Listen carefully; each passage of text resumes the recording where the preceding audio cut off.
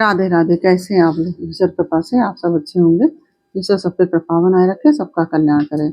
आज हम बताने जा रहे हैं श्रीमद् भगवत गीता का 16वां अध्याय। श्री भगवान बोले, भय का सर्वथा अभाव अंतःकरण की पूर्ण निर्मलता तत्व ज्ञान के लिए ध्यान योग में निरंतर दृढ़ स्थिति और सात्विक दान, इंद्रियों का दमन, भगवान देवता और गुरुजनों की पूजा तथा अग्निहोत्र आदि उत्तम कर्मों का आचरण एवं वेद शास्त्रों का पठन पाठन तथा भगवान के नाम और गुणों का कीर्तन, स्वधर्म पालन के लिए कष्ट सहन और शरीर तथा इंद्रियों के सहित अंतःकरण की सरलता, परमात्मा के स्वरूप को तत्व से जानने के लिए सच्चिदानंद घन परमात्मा के स्वरूप में एक ही भाव से ध्यान की निरंतर गाढ़ स्थिति का ही नाम ज्ञान योग व्यवस्थित समझना चाहिए। मन, वाणी और शरीर से किसी प्रकार भी किसी को कष्ट न देना, यथार्थ और प्रिय भाषण, अपना अपकार करने वाले पर भी क्रोध न करना, कर्मों के कर्तापन के अभिमान का त्याग, अंतःकरण की उपरति अर्थात चित्त की चंचलता का अभाव, किसी की भी निंदा आदि न करना, सब भूत प्राणियों में हेतु रहित दया, इंद्रियों का विषयों के साथ संयोग होने पर भी उनमें आसक्ति का न होना, कोमलता, लोक और शास्त्र से विरुद्ध आचरण में लज्जा और व्यर्थ चेष्टाओं का अभाव, अंतःकरण और इंद्रियों के द्वारा जैसा निश्चय किया हो वैसा का वैसा ही प्रिय शब्दों में कहने का नाम सत्य भाषण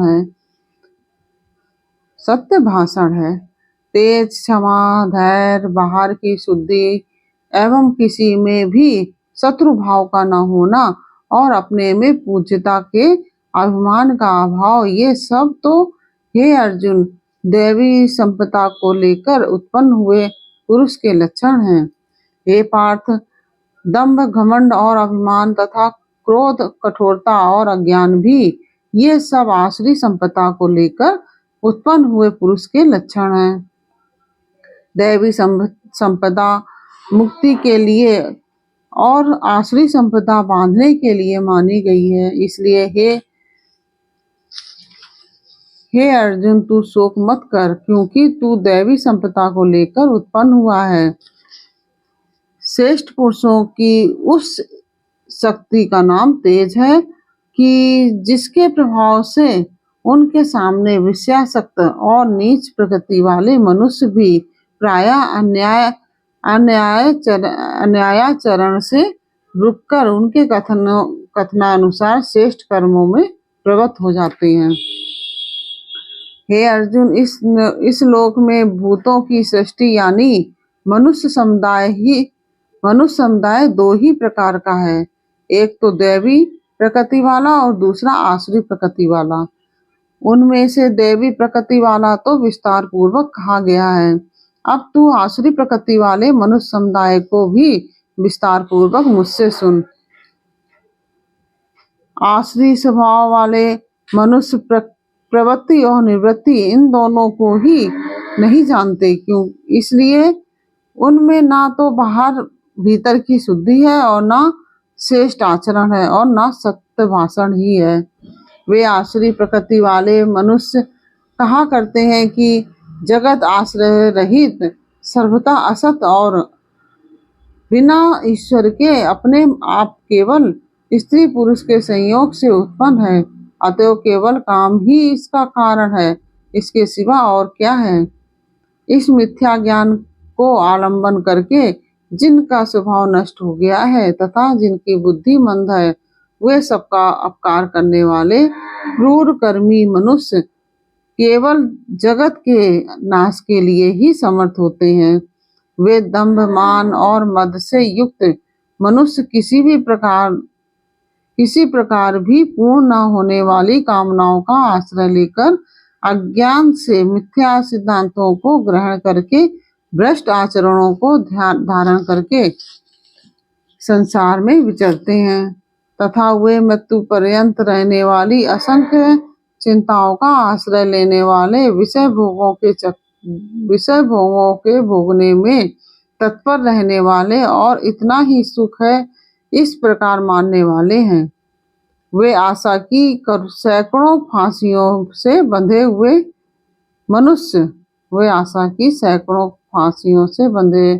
हुए मनुष्य काम क्रोध के परायण होकर विषय भोगों के लिए अन्याय पूर्वक धन आदि पदार्थों का संग्रह करने की चेष्टा करते हैं। वे सोचा करते हैं कि मैंने आज यह प्राप्त कर लिया है और अब इस मनोरथ को प्राप्त कर लूंगा। मेरे पास यह इतना धन है और फिर भी यह हो जाएगा। वह शत्रु मेरे द्वारा मारा गया और उन दूसरे शत्रुओं को भी मैं मार डालूंगा। मैं ईश्वर हूँ, ऐश्वर्य को भोगने वाला हूँ। मैं सब सिद्धियों से युक्त हूँ और बलवान तथा सुखी हूँ। मैं बड़ा धनी और बड़े कुटुंब वाला हूँ। मेरे समान दूसरा कौन है। मैं यज्ञ करूंगा, दान दूंगा और आमोद प्रमोद करूंगा। इस प्रकार अज्ञान से मोहित रहने वाला तथा अनेक प्रकार से भ्रमित चित्त वाले मोह रूप जाल से समावृत और विषयों भोगों में अत्यंत आसक्त आसुर लोग महान अपवित्र नरक में गिरते हैं।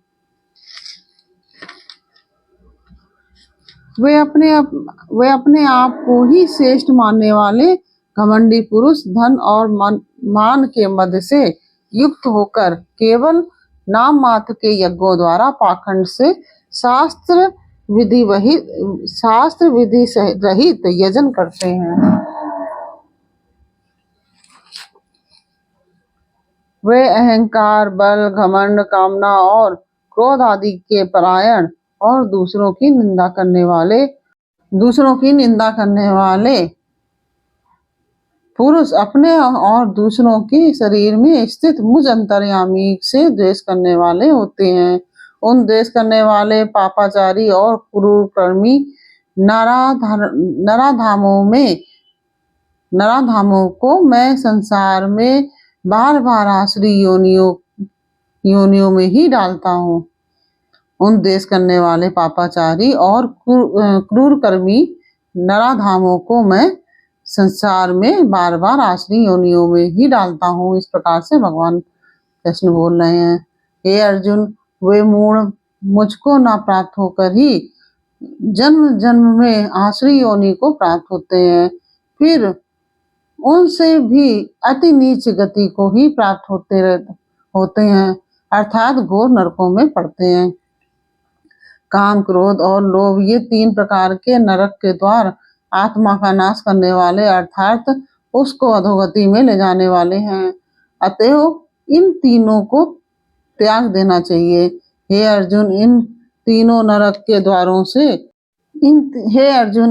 के नरक के द्वारों से मुक्त पुरुष अपने कल्याण का आचरण करता है। इससे वह परम गति को प्राप्त हो जाता है और अर्थात मुझको प्राप्त हो जाता है। जो पुरुष शास्त्र विधि को त्याग कर अपनी इच्छा से मनमाना आचरण करता है, वह न सिद्धि को प्राप्त होता है और न ही परम गति को और न सुख को ही। इससे तेरे लिए इस कर्तव्य और अकर्तव्य की व्यवस्था में शास्त्र ही प्रमाण है। ऐसा जानकर तू शास्त्र विधि से नियत कर्म ही करने योग्य है। सब अनर्थों के मूल और नरक की प्राप्ति में हेतु होने से यहाँ काम, क्रोध और लोभ को नरक द्वार कहा गया है। काम, क्रोध और लोभ जो होता है उसको नरक द्वार कहा गया है। अपने उद्धार के लिए भगवता आज्ञा अनुसार बरतना ही अपने कल्याण का आचरण करना है।